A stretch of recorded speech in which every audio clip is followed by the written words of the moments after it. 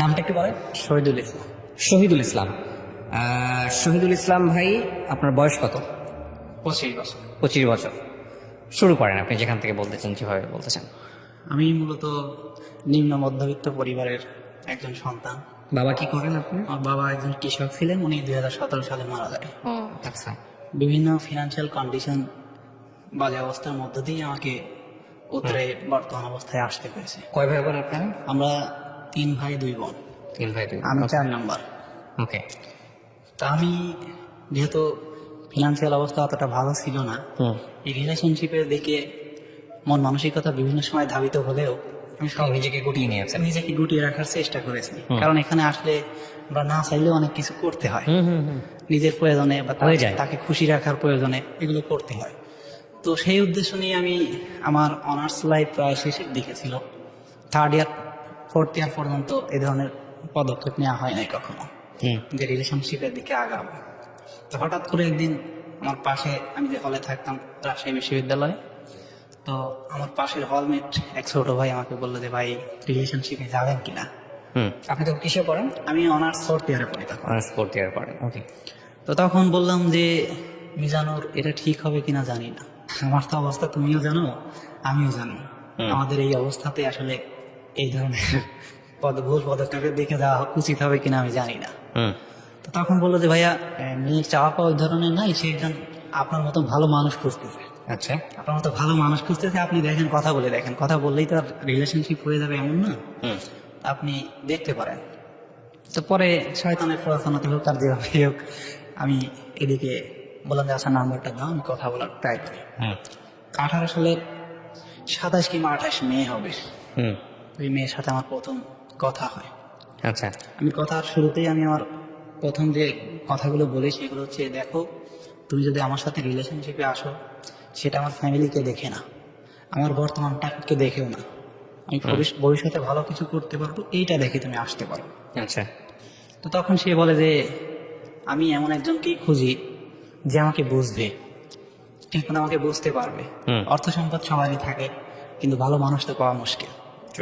সবকিছু মিলায়ে মনে হইলো না না লোকটা পজিটিভ। তার যে ফ্যামিলি ব্যাকগ্রাউন্ড বলছে, আমার বাবা মা, সে নিজেও হজ করে আসছে।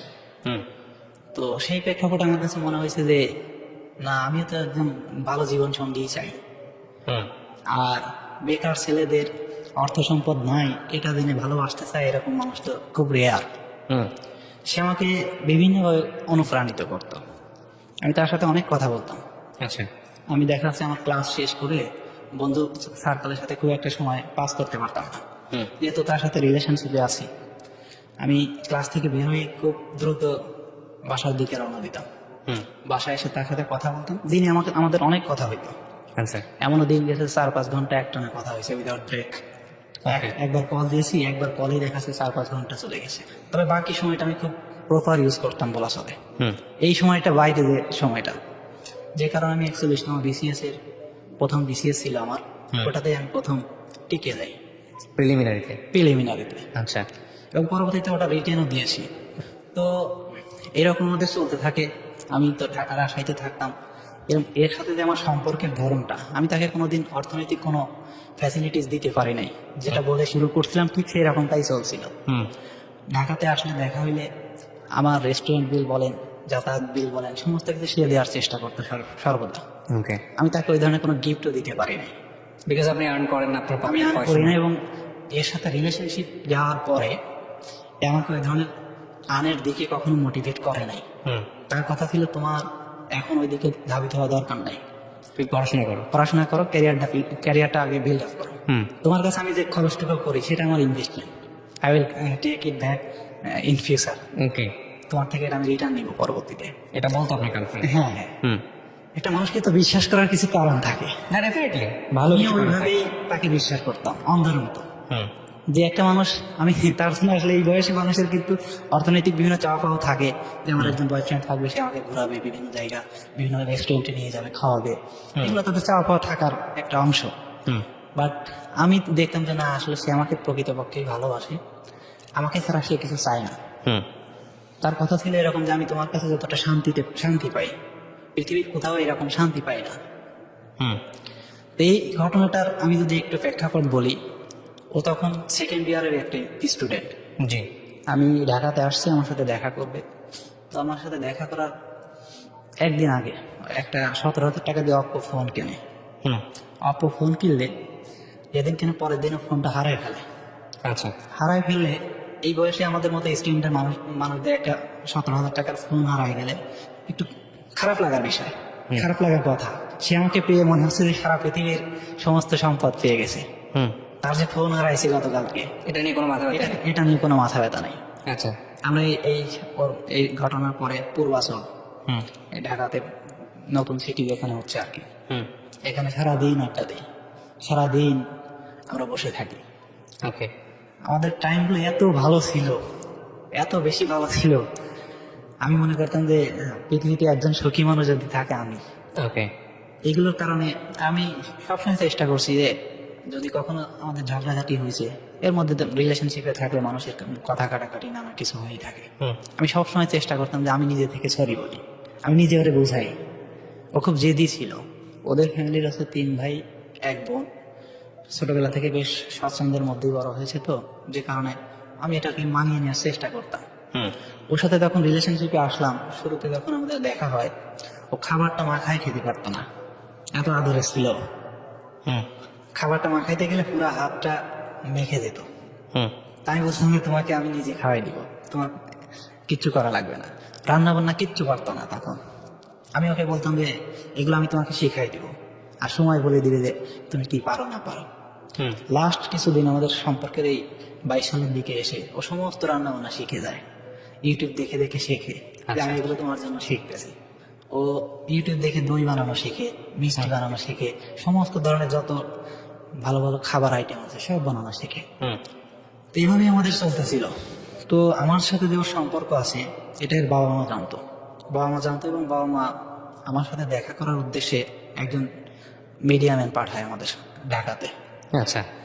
উনি এসে আমাদের বাসায় দেখা করে দেয়, এবং সেই অনুসারে কথাবার্তা ছিল যে আমাদের প্রয়োজন ওনার বাবা মা থেকে ওনারা সম্মতি দিবে, আমরা দুজন বিয়ে করে ফেলবো। হুম। এরকম একটা কথাবার্তা আমাদের সাথে চলছিল। কে পাঠায় এটা? এটা ওর বাবা মাকে ও যেভাবেই হোক কনভিন্স করে নিয়ে আসে। ওকে। ও কনভিন্স করে এভাবে আমাকে বলে এবং আমার এখানে দেখতে আসে। হুম। ওর বাবা মা?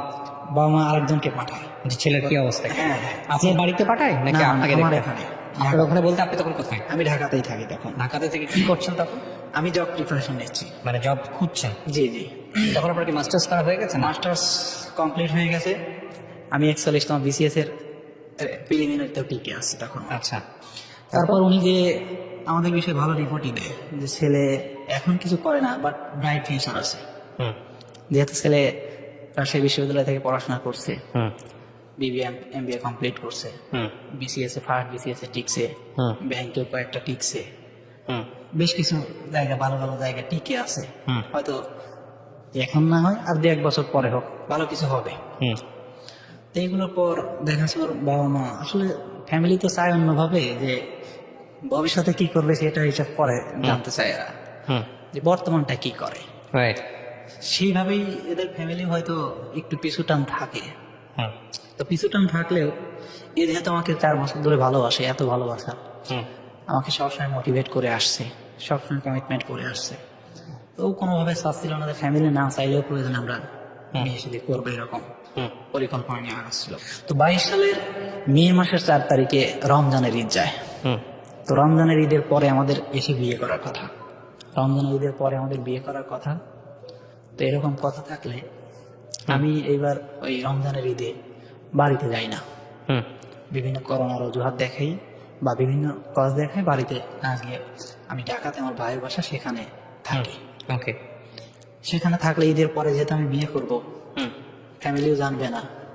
হুম। আমি এদিকে আমার আবার 44তম বিসিএস এর প্রিলিমিনারি চলে আসে। হুম।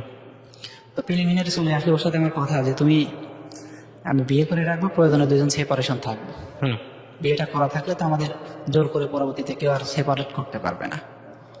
হুম। তো পরবর্তীতেও বলে যে আচ্ছা ঠিক আছে। আবার আমাকে বলে যে আমরা যদি আলাদা থাকি 2জন ভেঙে পড়ি, তোমারও সামনে পরীক্ষা, আলাদা থাকলে আমরা আসলে 2জনই সারাদিন অনলাইনে থাকি, হুম। আমাদের টাইমটা অনেক ওয়াস্ট হয়ে যায়। রাইট। তো তখন বলে যে তুমি সাবলেট দেখো, ঈদের পরে এসে তোমার বিয়ে করবো, তুমি সাবলেট দেখো। হুম। তো এই কথা বলার পর আমি ঈদের পরের দিন আমার ভাইয়ের বাসা থেকে চলে আসি। আচ্ছা। মিরপুরে থাকি যেখানে, সেখানে চলে আসি। হুম। আমি কোনোভাবেই বাইককে ম্যানেজ করতে পারছিলাম যে ঈদের পরের দিন কেন আসবো। পরে Okay. বললাম যে ভাই আমার রিটেন পরীক্ষা আছে, এগুলোর জন্য পড়াশোনার খুব প্রেশারের মধ্যে আছি, তো আমি চলে যাই। হুম। পরে আসলে পরে ও আমাকে ঈদের একদিন পরে আমাকে বলে যে তুমি সাবজেক্ট দেখো না এখন, হুম। আমি জানানোর পরে দেখো। আচ্ছা। তো 4 তারিখে ঈদ হইলে 8 তারিখে ও বাসা থেকে আসে। হুম। তো বাসা থেকে যখন আসে তখন ও আমাকে বলে যে আমি আমার একটা বোনের গাড়িতে করে যাচ্ছি, আচ্ছা। গাড়িতে করে যাচ্ছি, এখন তুমি কল দিও না, আমি ফ্রি হলে আমি ডাক করবো। ওকে। তখন ও এসে হচ্ছে ওর বান্ধবীর বাসাতে ওঠে। ওকে। তো পরের দিন আমার যেহেতু সামনে আবার 44-এর রিটেন প্রিলিমিনারি চলে আসে, হুম। আমি পড়াশোনা নিয়ে খুব ব্যস্ত হয়ে পড়ি। হুম। আর 4টা টিউশন আমি এদিকে ম্যানেজ করি, যেহেতু ওকে বিয়ের পরে সমস্ত ভরণ পোষণ তো আমাকেই করতে হবে। হুম। বাসাতে যেহেতু জানাচ্ছি না, কোনো খরচ নিতে পারবো না, হুম। তো 4টা টিউশনই ম্যানেজ করি। আপনার ফ্যামিলির ছেলে কয়জন, মানে আপনার? আমরা 3 ভাই, 3 ভাই। আমি সহ। আপনি বড় ছিলেন সব? আমি ছোট। সবার ছোট। বাকি 2 ভাই তখন কি করছিল? বাকি 2 ভাই এখনো কর্মরত আছে। তখনও কর্মরত ছিল? হ্যাঁ, হ্যাঁ। ওকে। ওনাদের বাচ্চা কাছে আছে, ওনারা বেশ আমাদের থেকে অনেক বছরের সিনিয়র। ওকে, হ্যাঁ। তারপর? তারপর আমি 4টা টিউশনই নিই। হুম। 4টা টিউশনে নিয়ে সামনে আমার 44 BCS 43, আমি কোনোভাবে এর সাথে ঝগড়াঝাটি করে মিস হয়ে যায়। হুম। ওরে আমি বলতাম যে আমাকে বিয়ে করো, আমি একা থাকতে পারতেছি না। হুম। আপনি বলতেন? হ্যাঁ, হুম। আমি আসলে এত বেশি মনে করেন যে ওরে নিয়ে আমি কনসার্ন থাকতাম, হুম। ভালো লাগতো না। দেখা যাচ্ছে আমি পড়তে বসছি, 1 ঘন্টা পড়লেও আবার ওকে আমার কল দিতে হচ্ছে। হুম। আমি এই জন্য চাচ্ছিলাম যে পাশাপাশি থাকলে এই টাইমগুলো আমার নষ্ট হবে না, আমি পড়াশোনার পিছনে দিতে পারবো, কিন্তু কোনোভাবেই ওইভাবে রাজি হতো না। তো জি। 43তম BCS আমার ওইভাবে অল্প 2-1 মার্কের জন্য মিস হয়ে যায়। হুম। তো 44-এ যদি আমার এইভাবে আবার মিস হয়ে যায় তাহলে তো অনেক বড় ক্ষতি হয়ে যায়। রাইট। পরে আমি এরকম বললাম যে আমাদের মনে হয় যে এত দূরত্ব রাখা উচিত হবে না, হুম। এভাবেই করা উচিত হবে। হুম। তো পরে ওকে বললাম যে দেখো আমার অল্প কয়েকদিন পরে হুম। 4 তারিখে ঈদ, আবার 27 তারিখে 44তম BCS এর প্রিলিমিনারি পরীক্ষা। হুম। তো আমি খুব একটা বেরোবো না, আমি টিউশনিগুলো ম্যানেজ করে এসে বাসায় আসবো, হুম। একটু রেস্ট নিব, তুমি ওখান থেকে চলে আসবে, আসলে আমরা বিয়ে করে ফেলবো। হুম। সমস্ত কিছু অ্যারেঞ্জ করা এরকম। ওকে। তো পরে ওই দিন ওর বান্ধবীর সাথে মহাখালীতে আসে, ওর কলেজ হচ্ছে তিতুমির। মহাখালীতে আসলে তখন আমি ওরে বলি যে আজকে ক্লাস তোমার করা দরকার নাই, আমরা এত বড় একটা ডিসিশন নিতে যাচ্ছি, আজকে কি তোমার ক্লাসটা ইম্পর্টেন্ট হয়ে গেল? হুম। তখন ও আমাকে বলে যে করোনার জন্য আমি ক্লাস করতে পারিনি, আমাকে পরীক্ষায় বসতে দিবে না স্যাররা। আমি পরে বললাম যে তুমি আসো, আমি এখানে কাজী পড়াতে দেখা করি। হুম। তো ও তখন ওর বান্ধবীর সাথে, তখন ও আমার সাথে রাগারাগি শুরু করে যে আমি তোমার জন্য বাসা থেকে চলে আসছি, অথচ তুমি তোমার বলতে যে মহাখালীতে আসতে তো না। আমি ওরে বোঝাইতে, দেখো তুমি তো আমার সবই জানো, আমার ভালো মন্দ চাওয়ার জন্যই তো এত কিছু করতেছো। হুম। আমার সামনে কয়েকদিন পরে BCS পরীক্ষা, আমি তোমার জন্য 4টা টিউশনে নিছি। তখন আমাদের এরকম একটু কথা কাটাকাটি হয়। ও মহাখালীতে কেন যেতে বলছিল আপনাকে? মহাখালীতে ও বান্ধবীর সাথে আসছে, হ্যাঁ। ওখান থেকে হয়তো কথাবার্তা বলবে যে আমার ফ্যামিলি থেকে জোর করে বিয়ে দিয়ে দিচ্ছে, এরকম কোনো কিছু আমার আর জানা নেই। আপনি তো বলতেছিলেন মিরপুরে যাওয়ার জন্য, আপনার বাসায় যাওয়ার জন্য। আমার বাসার আশেপাশে ওখানে আমি কাজে বসে, কেন এতটুকু আসতে আপনার সমস্যা কি ছিল? আমার সমস্যা ছিল না।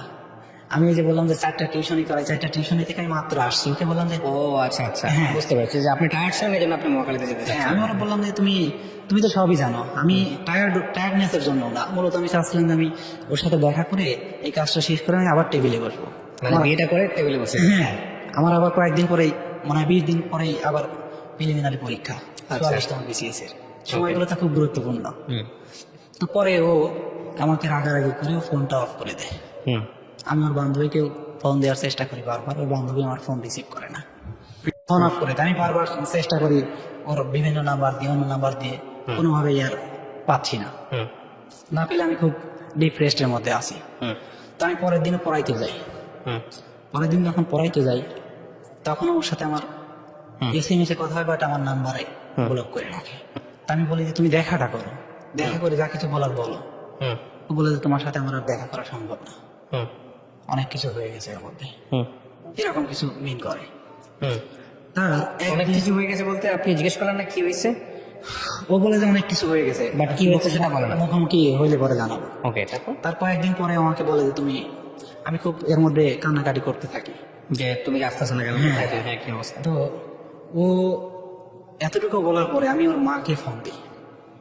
যখন ওর ফোন নাম্বার এরকম বন্ধ পাই, তখন ওর মাকে আমি কল করি যে আন্টি কি হয়েছে আমাকে একটু বলেন। তখন বলতেছে, বাবা আমরা ফ্যামিলি থেকে ওর বিয়ে ঠিক করে ফেলছি, তো তুমি আর নক না করলে ভালো হয়। হুম, তো আমারও তো একটা প্রেস্টিজ আছে, আমি ওনাকে আর বিরক্ত করি নাই। রাইট। তো পরে একদিন দুই দিন পর আমাকে আমি ওই রকম জোরাজোরি করতেছিলাম, ও বললো যে তাহলে তুমি আমার কলেজে আসো। হুম, কলেজে ওখানে আসো, ওখানে দেখা করে মুখোমুখি হয়ে কথা বলি। হুম, তো কলেজে আসলে আমি যখন মুখোমুখি হই, তখন ও প্রচন্ড কান্না করতেছিল, হুম, কান্না করে ভেঙে পড়ার মতো হবে। হুম, তো আমরা অনেক সময় থাকার পরে ও বললো যে আমি ক্লাস করবো, তোমার মনে হয় এখন চলে যাওয়া উচিত।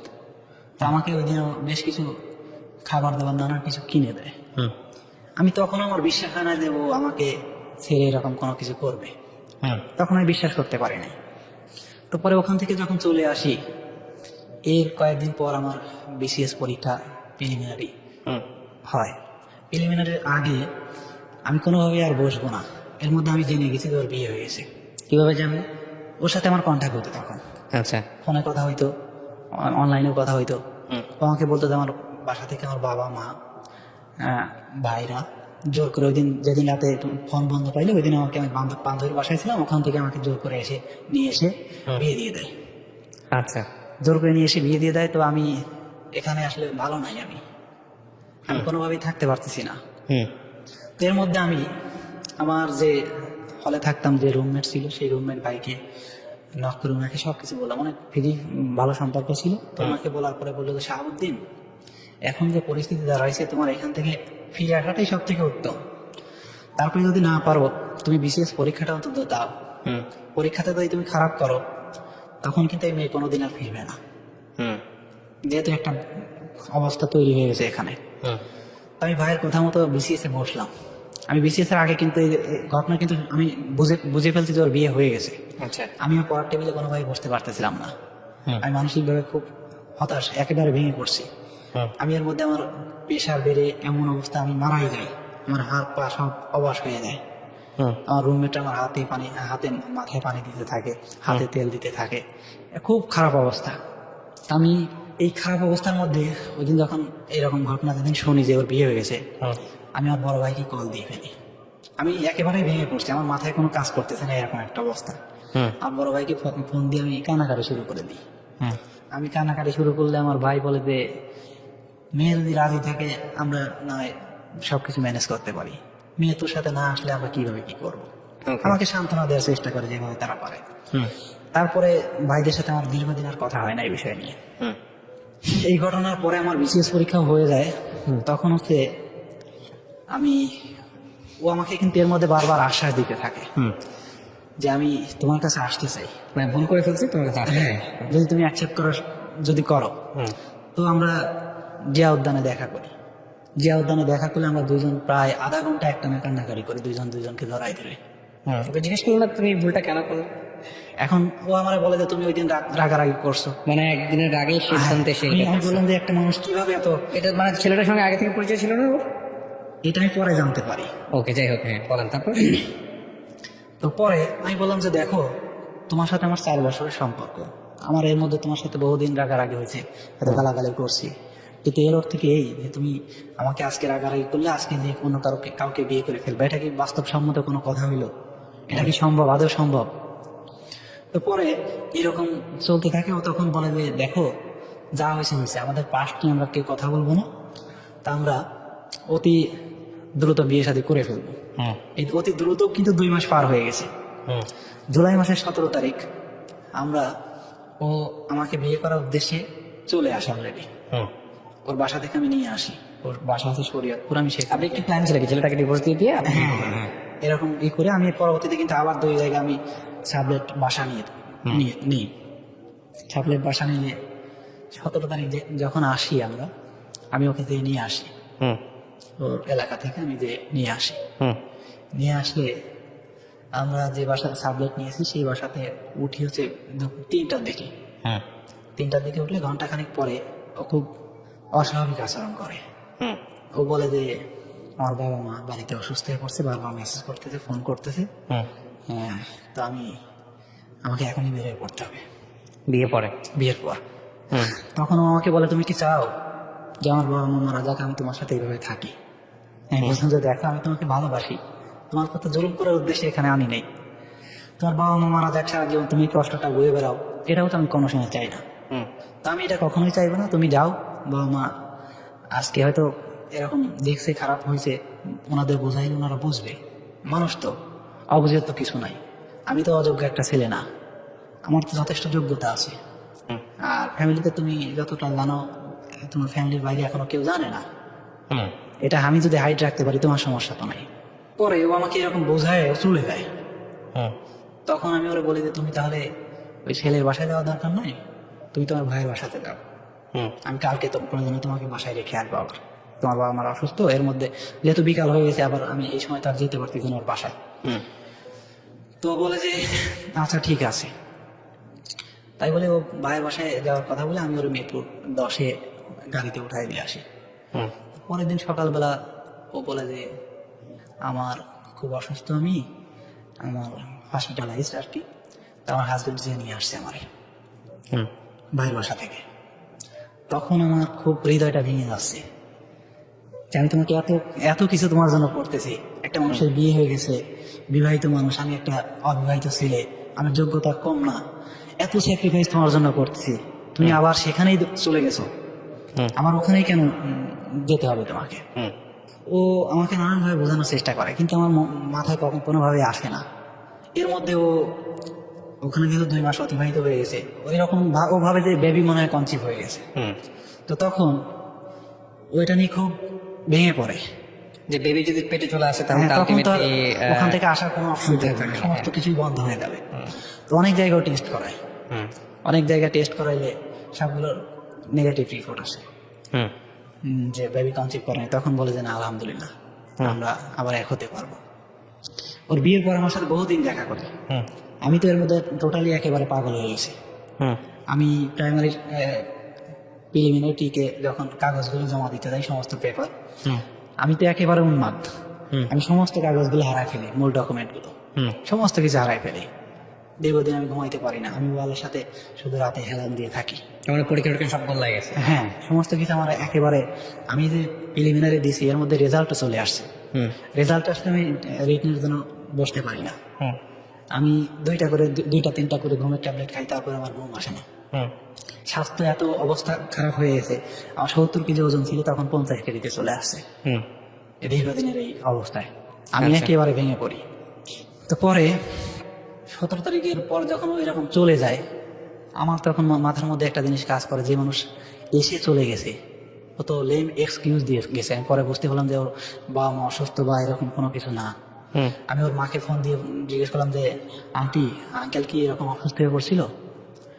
আপনি তো জানেন না কি, ও তো বিয়ের পরও আমার কাছে এরকম চলে আসছে, আপনি এটা আপনাকে মনে হয় হাইড করছে। তখন ওরা আমি বলে যে দেখো বাবা, এটা অনেক বড় একটা ভুল ডিসিশন হয়ে গেছে। যদি পসিবল হয় হাইড করে যদি তুমি কিছু করতে পারো, তাহলে তোমরা দুজন আবার বিয়ে করে নাও। কেন ওর মা এই কথা বলতেছে? ওকে আগের হাজবেন্ডের সাথে ও হ্যাপি ছিল না? আমাকে ওর মার সাথে আমি কথা বললাম যে আন্টি দেখেন, ওর 3টা ভাই ঢাকাতে, অথচ ওর কিন্তু কোথাও জায়গা হয়নি। আপনার এই মেয়ে যদি মারা যায়, ওর ভাইদের কিচ্ছু হবে না, আপনার ছেলেদের কিচ্ছু হবে না, আপনি শুধু আপনার মেয়েকে হারাবেন। ওর অবস্থা তো আপনি বুঝতেই পারছেন। আপনি এর আগে যতদিন বাড়িতে থাকছে আপনার সাথে ঘুমায়, বাট এই বিয়ের পরে একদিন আপনার সাথে ঘুমায় নাই। কেন ঘুমায় নাই জানেন? ও আমাকে সময় দেয়। তখন ওর মা বলে যে আসলে আমি ওর ভিতরে অস্বাভাবিকতা দেখি, আমি চাই আমার একটা মেয়ে সুখী হোক। এই জন্য সে আছে যে আমার সাথে যেন পরবর্তীতে কামব্যাক যদি করে, আমি যদি মেনে নিতে পারি। ওর মার একটু ভয় ছিল যে বাবা দেখো তুমি ওর এরকম পার্ট সহ মেনে নিতে পারবা কিনা, পরবর্তীতে কথা শোনাবা কিনা। আমি বললাম যে আন্টি, আমি দেখেন ওকে ভালোবাসি, মানুষের জীবনে অ্যাক্সিডেন্ট থাকতেই পারে, আমি এগুলো মেনে নিব, কোনোদিন এটা নিয়ে কখনো কথা বলবো না। তোর মা আমাকে এইভাবে বলে, পরে আমি ওরে আবার বলি যে তোমার মাকে তো আমি ম্যানেজ করছি, উনি তো রাজি হয়েছে, মা রাজি হবে না তো অনেক কিছুই ম্যানেজ করা সম্ভব, তো তুমি করো। তখন ও আমাকে এরকম বলে যে, ওর মা তখন আমাকে বলে যে এই বিষয়টা আমি, ওই ছেলে আর মেয়ে বাদে কেউ জানে না। তখন আমার মাথায় অনেকটা খটকা লাগে, কি আন্টি আপনার ভাইয়ারা, আপনার ছেলেরা নাকি ওরে জোর করে বিয়ে দিয়েছে। তখন ওর মা এই বিষয়টা বলে যে অনেক ঘটনা আছে বাবা, সবকিছু খুলে বলা যাবে না, তুমি দেখো কি করবা, তোমাদের যা ভালো মনে হয় করো, তোমাদের দুজন যা ভালো মনে করো সেটা করো। তো এর মধ্যে আমি 17 তারিখে এরকম চলে আসলে 19 তারিখে আমি ওর ওখানে ওর হাজবেন্ডের বাসা আশেপাশে আসি, ওর জন্য বাসা থেকে আচার নিয়ে আসছিলাম ওইটা দিতে, যে আমি তোমার সাথে হয়তো আর দেখা হবে কিনা জানি না, তুমি এইভাবে যেহেতু চলে আসছো হয়তো না আসার সম্ভাবনাই বেশি, তো তুমি এই আচারটা নিয়ে গেলে আমি খুশি হব, আমি যাতে জীবনে আচারটা খেতে পারি, পরবর্তীতে খাইতে গেলে যাতে আমার এটা মনে হয় যে না আমি তার জন্য যে আচারটা নিয়ে গেছিলাম সেটা তাকে দিতে পারছি। তো পরেও বলে যে আমার হাজবেন্ড আজকে বাসায় আছে, কোনোভাবে আমার বেরোনো সম্ভব না। তো তখন আমি ওখানে যে খুব কান্নাকাটি করি, আমি আমার ছোট বোনের বাসায় যাই, ওখান থেকে ছোট বোনের বাসায় যাই যে একটু থেকে আসলে হয়তো ওর ছোট বোনের বাসা আছে, ওখানে একটু সময় দিলে হয়তো আমার একটু ভালো লাগবে।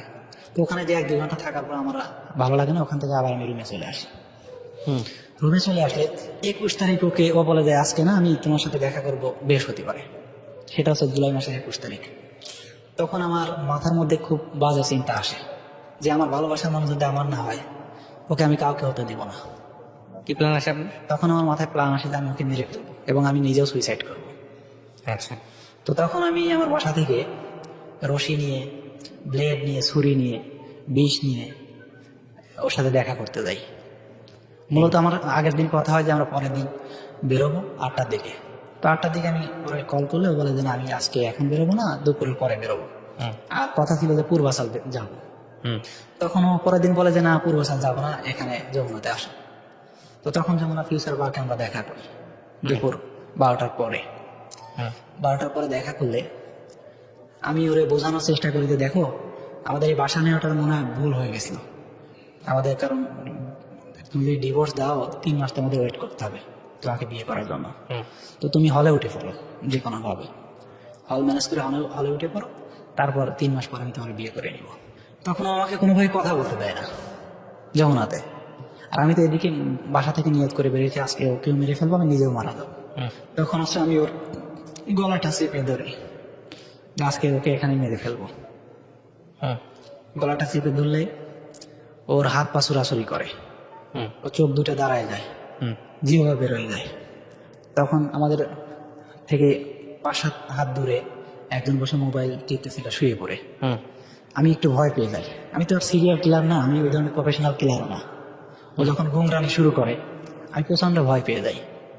ভয় পেয়ে গেলে ওকে ছেড়ে দিই, ছেড়ে দিলে ও উঠে বলে যে leave me alone, leave me alone. আমি ওর পিছু নিই, আবার পিছু নিয়ে ও গাড়িতে ওঠে, আমিও গাড়িতে উঠি। তো পরে হচ্ছে বারবার মানুষের মধ্যে যাইতে চায়। যখন বারবার মানুষের মধ্যে যাইতে চায় তখন হচ্ছে আমি দেখলাম যে না এখন তো সিন ক্রিয়েট হয়ে যাবে, লোকজন আমাকে মারধর করবে। তখন হচ্ছে আমি গাড়ি থেকে নেমে পড়ি।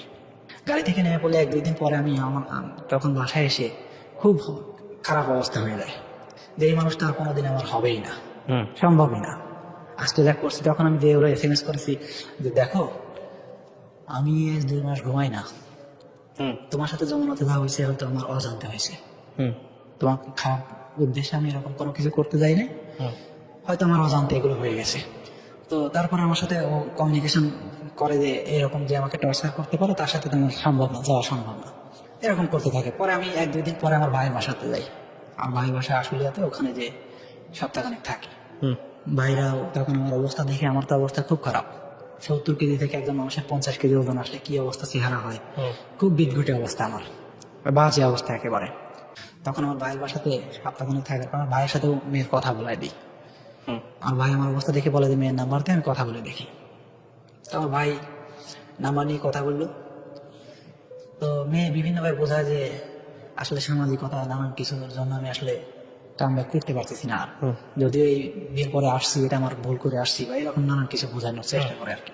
তো পরে আমি ভাইয়ের বাসা থেকে আসলে আমি আবার বাসায় চলে আসলাম। ভাইয়ের বাসাতে আমার কেমন যেন দম বন্ধ মনে হচ্ছিল, ওখানে আমি ভালো নাই এরকম মনে হচ্ছিল। পরে আমি এখানে আসলাম। এখানে আসার পর আমি একটা টিউশনি করাইতাম এখানে ঢাকাতে। তো পরে আমার একটা টিউশনি করাইতাম আন্টিদের, আন্টিদের কাছে খোলামেলা বলি যে আন্টি আমি এই অবস্থা। এর আগেও আন্টিকে বলছিলাম যে আন্টি ওর বিয়ে হয়ে গেছে, এই জন্য আমি ভেঙে পড়ছি, টিউশনিটা বাদ দিয়ে দিয়েছিলাম। আন্টিদের সাথে যেহেতু অনেক ভালো সম্পর্ক, ওনারা আমাকে খুব হেল্প করার চেষ্টা করে যে আপনি কি করলে আপনি সুস্থ হবেন বলেন তো, আপনার এই অবস্থা দেখে তো আমাদের আর ভালো লাগছে না। পরে ও যে আমার কাছে আসবে, আসার জন্য ওই ছেলের এনআইডি কার্ডের ছবি দেয়। ওই এনআইডি কার্ডটা ওই আঙ্কেল আবার এসআই আঙ্কেলকে দিই যে আঙ্কেল এই ছেলের সাথে আমার যে কোনো ভাবে মিট করাই দিবেন। মিট করাই দিলে ও আমাকে বলতে যে এই ছেলে হচ্ছে আমাকে ভয় দেখায়, ভয় ভীতি দেখায়, ওখানে বদ্ধ করে রাখছে, আমি এই ভয়েই আসতে পারি না তোমার কাছে। তো আঙ্কেল পরে বলে যে আচ্ছা দাও দেখি ঠিকানাটা, দেখি ঠিকানাটা উনি মিল করে দেখে যে ওনার এলাকাতেই বাসা। তো পরে আঙ্কেল ওনার এক বাস থেকে কল দিয়ে বললো যে এই ছেলেরা চিনিস? তো বাসতে বললো যে হ্যাঁ চিনি। তখন আঙ্কেল বলে যে ও এই ছেলে তো বিয়ে করছে যারে, তারা নিয়ে এরকম একটা প্রবলেম আছে, তো একটা ছেলেকে নিয়ে আসতে পারিস কিনা আমাদের বাসায়। তখন ছেলেকে যখন নিয়ে আসলো, নিয়ে আসা ওর হাজবেন্ড, হ্যাঁ ছেলেকে যখন নিয়ে আসলো, ওর হাজব্যান্ডকে যখন নিয়ে আসলো, আমি সমস্ত ডকুমেন্টস দিলাম যে ভাই আপনার সাথে বিয়ের পরেও এই ঘটনাগুলো ঘটছে, ওর সাথে আমি এখানে এখানে গেছি, দেখেন এই ছবি, এই ডকুমেন্টস গুলো আছে, ওর সাথে যে বাসায় উঠছে এই ডকুমেন্ট সমস্ত কিছু দেখাই। তখন ও বলে যে আমাদের তো আসলে এইভাবে এই না মুখোমুখি হওয়া দরকার। তখন ওই ছেলেদের রেস্টুরেন্ট আছে, ওখানে যে ছেলের ফ্রেন্ড নিয়ে ওই আঙ্কেল আমি চারজন হচ্ছে মেয়ের সাথে সরাসরি মুখোমুখি হওয়ার জন্য ওর হাজব্যান্ডের বাসায় যাই। তখন ওর হাজব্যান্ডের বাসায় গেলে ওর হাজব্যান্ড আমরা ভিতরে ঢোকার পরে বলে যে দেখো তো তোমার আত্মীয় নিয়ে আসছি, চেনো কিনা? তখন ও বলে যে হ্যাঁ চিনি। ও আমার মাথায় তখন আকাশ ভেঙে পড়ছে আপনাকে দেখে। হ্যাঁ, যে কিভাবে ও এত দূর আসলো কিভাবে, ওর মাথায় আকাশ ভেঙে পড়ছে। ও দাঁড়াইছিল একেবারে বসে পড়ে। তখন আমি বললাম যে দেখো তো তুমি 17 জুলাই বিয়ের পর তুমি আমার সাথে চলে আসছিলে, এগুলোকে স্বীকার করো। ও তখন সমস্ত কিছু অস্বীকার করে। আমি বললাম যে দেখো এখন অস্বীকার করার কোনো রাস্তা নেই, সমস্ত ডকুমেন্টস দেখো আছে। আপনি কি চাচ্ছিলেন এই দেখা সাক্ষাৎটা আপনি করতে? আমি মূলত এই দেখাটাকে আমি চাচ্ছিলাম যে আমি যেহেতু ওরে ভালোবাসি, ও আমাকে শুধু একটা আশ্বাস দিতে যে আমি মৃত্যুর 1 ঘন্টা আগে হলে তোমার কাছে ফিরে যেতে চাই। না, কিন্তু আপনি ওর হাজবেন্ডকে বলে আপনি আসলে কি করতে চাচ্ছিলেন? ওর সংসারটা ভেঙে দিতে চাচ্ছিলেন? হ্যাঁ, না না না, ভেঙে দেওয়ার উদ্দেশ্য তো আমার না। তাহলে আমার উদ্দেশ্য ও যেহেতু ওখানে বন্দি আছে, আমি ওকে উদ্ধার করব। বাট এই ওয়েতে ও তো চাচ্ছেন আপনার সাথে আসতে। না না না, তখন পর্যন্ত কিন্তু আমাকে ও SMS করছে এইরকম যে আমি মৃত্যুর 1 ঘন্টা আগে হলে তোমার কাছে থাকতে চাই, তোমার কাছে যত শান্তি পাই কোথাও পাই না। বিয়ের পরেও একাধিকবার দেখা করছে আমার সাথে। আমি ওর সাথে এই মিরপুর হোপ মার্কেটে রাস্তা ফুটপাত থেকে। বাট তাহলে আপনি দেখা করে কি চাচ্ছিলেন? ওর সম্পর্কটা ভেঙে গেল। আমি মূলত চাচ্ছিলাম যে ওর হাজবেন্ড যদি এই সত্য ঘটনাটা জানে, ওর হাজবেন্ড তো চাইবে যে যেহেতু এই ছেলে ভালোবাসে, এই মেয়ে মেরে ভালোবাসে, তখন সে আর রাখতে চাইবে না। তারপর আমি ওকে অ্যাকসেপ্ট করবো, আমি ওকে আনতেই কিন্তু গেছি। তখন ও কি করে, ওর হাজবেন্ডের পা জড়ায় ধরে যে আমি আসলে যাবো না, তোমার সাথে থাকতে চাই। তখন আমাদের ওখানে দীর্ঘ সময় কথা হয়। দীর্ঘ সময় কথা হওয়ার পরে আমি আঙ্কেল ওই হোটেলে এসে আবার ওর ফ্রেন্ডের সাথে বসি। ফ্রেন্ডের সাথে বসলে পরে ওর ফ্রেন্ডকে বলি যে দেখেন ভাই এই মেয়ে এখানে থাকবে না কোনোদিন না, আমার কাছেও আসবেই, আপনি যদি বিশ্বাস না হয় দেখেন আজকেই ওই মেয়ে কল দিবে আমাকে। ঠিক ওখানে থাকা অবস্থায় তখন ওই মেয়ে আমার কল দেয়। বাসা থেকে কিন্তু সবাই নিষেধ করে দেওয়া হয়েছে যে কেউ কারোর সাথে আর কন্ট্যাক্ট না করি। মানে ওর হাজবেন্ড তখন আপনার সামনে ছিল? না না না, ওর হাজবেন্ড তখন বাসা কল দেয়। কল দেওয়ার পরে তখন ওর ওই হাজবেন্ডের ফ্রেন্ড আমি দেখাই যে ভাই দেখেন আমাকে আবার কল দিছে। আমি কলটা তখন রিসিভ করি না। তো এরপরেও আমাকে SMS করে যে এত মানুষের সামনে তো আমার আসলে বলা সম্ভব হয় নাই যে তোমার সাথে আমি যাবো। আমি বললাম যে তাহলে তুমি এখন আসো, এখন তো আসতে পারো। তোমার হাজবেন্ড নিজেরাও তো, ওরাও তো বলছে যে তুমি যদি শেষে এখন চলে যেতে চাও যেতে পারো, আমরা নিজেরা থেকে তোমাকে বিয়ে করাই দেবে ছেলের সাথে। এই ঘটনাগুলোর পর আমি যখন এই আঙ্কেলদের বাসা থেকে বেরোই, তখন এই ছেলে বলে যে ভাই আপনার সাথে 18 সাল থেকে সম্পর্ক, আমার সাথে তো এই মেয়ের সম্পর্ক 20 সাল থেকে। তখন হাজবেন্ড বলে হ্যাঁ। ওকে। তখন আমার মাথায় আকাশ ভেঙে পড়ে যে কেমনে সম্ভব ভাই, আমি তো জানি ভাই আপনি জোর করে ওরে বিয়ে করছেন, ওর মামারা জোর করে আপনাকে বিয়ে দিছে। তখন বলে যে ভাই এই দেখেন আমার কাছে ভিডিও আছে, হেসে খেলে আমার বিয়ে করতেছে, ভিডিও আমাকে দেখায়। একটা বিষয় আছে, ওই চাইছে কি চাইছে আসলে মনের কথা তো আসলে দেখলাম। দেখার পর আমার তখন আর মাথায় আকাশ ভেঙে পড়ছে যে মুখোমুখি না হলে তো আসলে কোনো কিছু আমি বিশ্বাস করতে পারতেছি না। তো পরে মুখোমুখি হয়তো বুঝতেই পারলাম যে না এখন মেয়েটা হচ্ছে ওর ছেলে, ওই হাজবেন্ড হচ্ছে বেশ এস্টাবলিশড। পরবর্তীতে বুঝতে পারলাম যে সে আমার সাথে প্রচন্ড মাত্রায় একটা বিশ্বাসঘাতকতা করছে। আমি মূলত যে সুইসাইডাল মোডে ছিলাম, এর মধ্যে আমি এমনও নিয়ত করছি যে ওর বাসায় যে আমি দেবদাসের মতো ওর বাড়ির সামনে মারা যাবো। মানে এই ঘটনার পরে এই ঘটনার পরে না, ওর সাথে দেখা করার আগ পর্যন্ত। আপনি যখন এটা জানলেন পুরোটাই, যে 2020 সাল থেকে ছেলের সাথে সম্পর্ক, আপনার সঙ্গে 2018 সাল থেকে, তখন আপনার কেমন লাগছে? তখন আমার তো আকাশ ভেঙে পড়ছে মনে হয়। তারপরে আমি চাইছি যে ও যদি আমার সাথে আসে তবুও বিয়ে করবেন? তবুও বিয়ে করবো। কারণ হচ্ছে দেখেন, আমার তখন মনে হয়েছে যে ও এক জায়গায় সংসার করছে, সেই ছেলে যখন ওকে রাখবে না, আমিও যদি আবার ছেড়ে দিই, এটা আমার কাছে মনে হয়েছে যে আমার এক ধরনের প্রতারণা করা হচ্ছে। আপনি কি জীবনে আর কখনো কাউকে লাভ করেন নাই, নাকি এটাই আপনার এটা আমার জীবনের প্রথম ভালোবাসা। আমি একেবারে অন্ধ ছিলাম। তারপর কি হলো? শেষমেশ আমি বুঝতে পারলাম যে আসলে ও এখন আর আমাকে চাচ্ছে না। তবে ওর এসএমএস গুলো এখনো মনে হয় যে ও আমাকে লাস্ট কথা হয়েছে কবে আপনার সঙ্গে? লাস্ট ও যখন ওখান থেকে আসার পরে আমার ওখান থেকে কিন্তু কথা যে আমরা কেউ কারো ফ্যামিলি লাস্ট কবে কথা হয়েছে সেটা একটু বলেন। সেটার দরকার নাই, আমি গল্পের ডায়াগ্রামে যাচ্ছি না। মানে লাস্ট কবে, কতদিন আগে? লাস্ট হচ্ছে জুলাই মাসের 21 তারিখ। 21 তারিখে এই মেয়েটা যদি এখন আসে, আপনি এখন থেকে বিয়ে করবেন? এখন আসলে ফ্যামিলি অবস্থা যা দাঁড়াইছে এখনো সম্ভব না। কেন? বিষয়টা হচ্ছে দেখেন, এতদিন পর্যন্ত কিন্তু আমাদের এই ঘটনাগুলো হাইড ছিল, কেউ জানতো না। আপনি এখনো তাকে লাভ করেন, ওটা বাদ দেন। আমি তো অবশ্যই লাভ করি, তাকে মৃত্যুর আগ পর্যন্ত কোনোদিন ভুলতে পারবো কিনা জানি না। আমার জীবনে যে আগে তার সাথে প্রতারণা করা হবে কিনা সেটাও আমি জানি না। আপনার এই জানি নার মধ্যে আমি কিছু জানি, মানে জানি বলতে আমি প্রত্যেকটা মানুষ তো তার নিজের মতো করে বিষয় জানে। আর মানে আমাদের জীবনে যেটা ঘটে যায় সেটা, বা বন্ধুদের কাছ থেকে যেটা শোনা, সেগুলো হচ্ছে আমাদের অভিজ্ঞতা। তো সেই অভিজ্ঞতার জায়গা থেকে বলতে পারি, সেটা হলো যে আপনার যেহেতু এটা প্রথম লাভ, ফিলিংস, ইমোশন, ইলিউশন, হ্যাঁ, সব কিছুর একটা সংমিশ্রণ। এবং definitely everything is fair in love and war, right? প্রেম এবং যুদ্ধে সব কিছুই ফেয়ার। তো সেই জায়গাটা থেকে মেয়েটার সমস্ত কিছু জানার পরেও আপনি তাকে লাভ করেন, এ ব্যাপারে কোনো সন্দেহ নাই। আর পৃথিবীর সমস্ত জঘন্য মানুষ হলেও, মানে সবচেয়ে বড় জঘন্য মানুষ হলেও আপনি তাকে লাভ করবেন, এটাও ঠিক আছে। কিন্তু সময়ের অদ্ভুত একটা শক্তি আছে হিল করার। মানে টাইম এত বেশি হিল করে ফেলে একটা মানুষকে। আপনি বলছেন না, জীবনে 1 ঘন্টা হলেও তোমাকে চাই, বিয়ে করতে চাই, অমুক চাই, তমুক চাই, এই ফ্যান্টাসি থেকে বের হয়ে আসবেন খুব শীঘ্রই। এটা একটা ফ্যান্টাসি, হ্যাঁ। এবং ওর যখন 2টা বাচ্চা হবে, বাচ্চা কাচ্চা হয়ে যাবে সংসারে, আপনি যখন বিয়ে করবেন, পরে আপনার যখন 2টা বাচ্চা কাচ্চা হয়ে যাবে, তখন একবার একটু চিন্তা করে দেখেন যে 1 ঘন্টার জন্য ওর কাছে ওকে বিয়ে করতে পারবেন কিনা। এইসব ফ্যান্টাসি আমাদের সবার জীবনেই থাকে, হ্যাঁ। কিন্তু ক্ষতিটা কোথায় হয় বলেন তো? এখন দেখেন, আমার সব থেকে জীবনের যে বড় ক্ষতিটা হয়েছে, হ্যাঁ, সেটা হচ্ছে আমি মানুষকে আর বিশ্বাস করতে পারবো না সহজে। এটা তো ব্যক্তিগত ক্ষতি, যেটা চোখে দেখা যায় না, কিন্তু যে জিনিসটা চোখে দেখা যাবে সেটা কোনটা? আপনার ক্যারিয়ারের যে ক্ষতিটা হয়েছে, যে ক্ষতিটা হয়েছে, এটা কোনোদিন আর পোষাইতে পারবো না, রাইট? সো আমি মনে করি প্রেম, ভালোবাসা, ক্যারিয়ার, শিক্ষা, এই 3টা জিনিসকে যদি আলাদা না করা যায়, একটা যদি আরেকটার সাথে ধাক্কা খায়, তাহলে ডেফিনেটলি সেই প্রেমকে 2 হাত দিয়ে সরাই রাখা উচিত। আমরা প্রেম করি, ক্যারিয়ার করি, যাই কিছু করি না কেন, জীবনে তো সুখী হওয়ার জন্যই করি, রাইট? আমাদের টার্গেটটা তো একটাই, যে আমরা সুখী হতে চাই। মানুষ যে বলে জীবনের এইমটা কি, জীবনে মানুষের একটাই এম।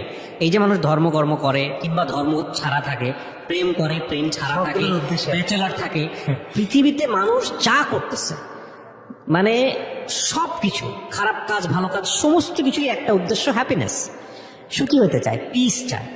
তো এখন কথা হলো, এই পিসটাই যদি আপনি চান, তাহলে পিসের মানে ডেফিনেশনের জায়গাটাতে কোনো ধরনের কোনো মানে একদম ফিক্সড কোনো প্যারামিটার নাই। এই রাস্তায় গেলেই আপনি পিস পাবেন। একজন এক একভাবে সুখী হইতে না, ধর্মের জায়গাটা ডিফাইন করা অন্যভাবে, যে ঠিক আছে ধর্মের একটা রাস্তা আছে, সেটা অন্য জিনিস। আপনি যদি প্রচন্ড ধার্মিক মানুষ হন, তাহলে that is the best way, হ্যাঁ। কিন্তু আপনি যদি ওই কিছু ধর্ম, কিছু অধর্ম, কিছু মানবিক, কিছু অমানবিক, আমরা যেটা করি আর কি, আমাদের কিছু প্র্যাকটিস, পার্টলি প্র্যাকটিস, এরকম মানুষই তো আমরা। তো এইরকম মানুষের জীবনের কমপ্লেক্সিটি অনেক, হ্যাঁ। কখনো মনে হবে এই রাস্তাটাই বোধহয় শান্তির, কখনো মনে হবে ওই রাস্তা শান্তির, কখনো মনে হবে রাস্তা ছাড়া শান্তির। তো আমি কথাগুলো এই কারণেই বলছি যে আপনি ধরেন যে মানুষটাকে ছাড়া জীবনটা চিন্তা করতে পারেন না, সেই মানুষটা ছাড়া যে আপনি অনেক বেশি শান্তিতে থাকতে পারবেন, সেটা ধ্রুব সত্য। সেটা ধ্রুব সত্য, কিন্তু আপনি এই সময় বসে সেটা চিন্তা করতে পারবেন না। আর একটা জিনিস- আপনার গল্পটা যখন আমি শুনছিলাম কিন্তু মোবাইলে অনেক কাজ করছিলাম, তারপরেও আপনি আমার ফুল কনসেন্ট্রেশন নিয়েছিলেন। আপনার গল্পটা এতটা চমৎকার, এবং আপনার গল্পটা যদি আরো সময় নিয়ে পোট্রে করা যেত হ্যাঁ। এটা আরো সুন্দর হতো, আরো সাসপেন্স ছিল। কিন্তু আমি আপনাকে বলতেছি, আপনার জীবনে এমন একটা সময় আসবে যে সময়টা আপনার কাছে মনে হবে যে এটা আপনার শুধুমাত্র শিক্ষা ছাড়ার কোনো কিছুই না।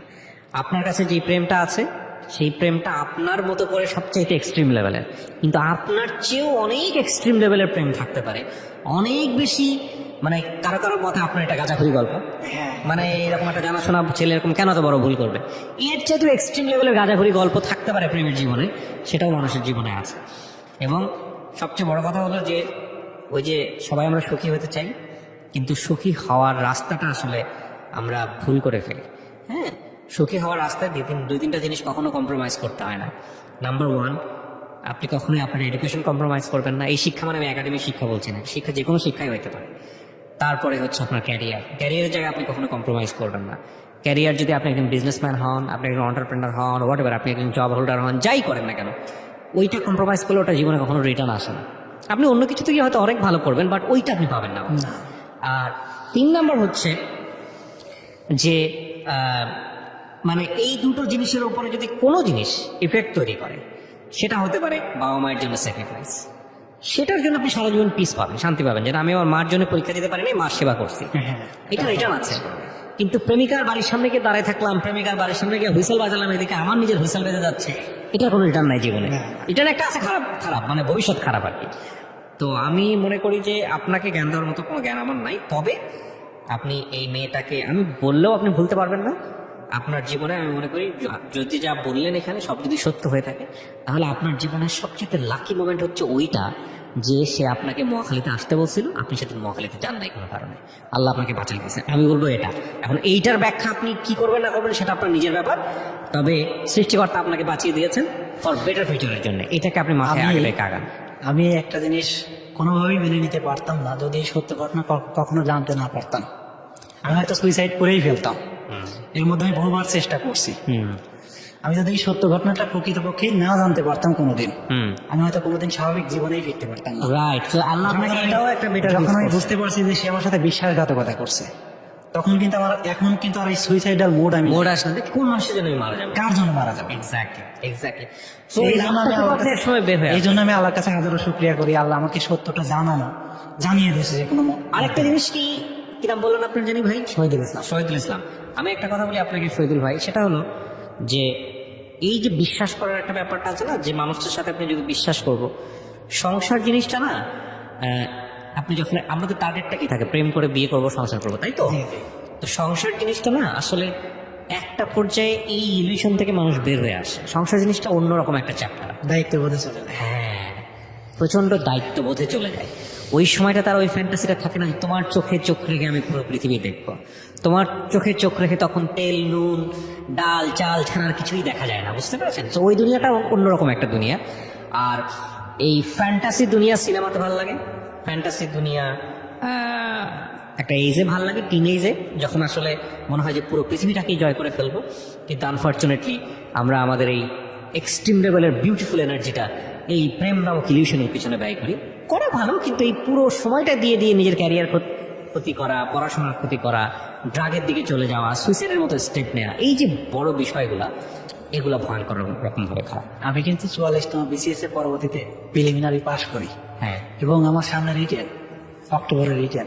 আপনি এখানে ভালো করেন, শুধু বিসিএস না, এখন পর্যন্ত আমি কিন্তু টেবিলে বসতে পারেন না। এই যে বড় ক্ষতিটা না, এই ক্ষতিটা কখন রিটার্ন হয় না। তবে এটা ঠিক আল্লাহ আপনাকে যেহেতু এই জায়গাটা থেকে বের করে নিয়ে এসছেন, আমার মনে হয় যে কোনো ধাক্কাই একটা মানুষের জন্য অনেক বড় কিছু শিক্ষা। আশীর্বাদ হতে পারে। আশীর্বাদ। আমি সবসময় বলি যে ধাক্কাটাকে দেখবেন এরকম ভাবে যে প্রকৃতির মধ্যে গাছ যখন বড় হয়, মানুষকে আমরা এভাবে যদি তুলনা করি যে একটা গাছ বড় হচ্ছে, শক্ত হচ্ছে, ঝড় এসে গাছটার মগ ডালটা ভেঙে দিয়ে গেল, মাথা যেটা সেটা ভেঙে দিয়ে গেল, তারপরে সার্টেন পিরিয়ড অফ টাইম আপনি দেখবেন যে ডাল চতুর্দিক থেকে আরো অনেকগুলা বের হয়েছে, তখন একটা না অনেকগুলা বের হয়েছে।